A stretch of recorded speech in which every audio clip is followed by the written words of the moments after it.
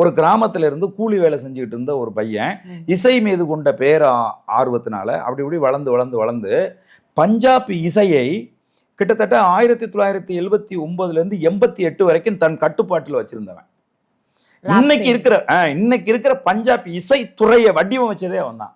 அவன் வந்து ஒரு ஒடுக்கப்பட்ட தாழ்த்தப்பட்ட சமூகத்தை சேர்ந்தவன்.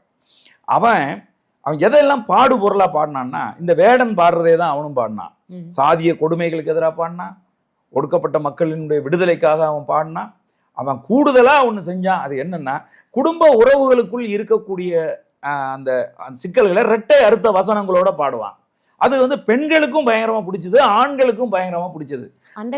அந்த காலத்திலே நம்ம ஊர்ல பாடுறாங்கல்ல, கட்ட பிள்ளை குட்ட பிள்ளை அந்த மாதிரி பாட்டு, அந்த என்னடி முனி அம்மா உன் கண்ணுல மையி அந்த பாட்டெல்லாம் பாடுறாங்கல்ல, அந்த மாதிரியான வசனங்கள் உள்ள பாடல்கள். இது வந்து கிராமப்புற மேடையில அவன் வந்து பாடும்போது அங்க இருக்கக்கூடிய பெண்கள், வயசுக்கு வந்த பெண்கள், சின்ன பிள்ளைங்க, அவங்களுக்கெல்லாம் வந்து ஒரு குதூகலத்தை வந்து அது வந்து ஏற்படுத்துச்சு. வயசானவங்களும் வந்து அவங்க அனுபவத்தோட சேர்ந்து அவங்க வந்து அதை வந்து பார்த்தாங்க, ரசிக்க ஆரம்பிச்சாங்க.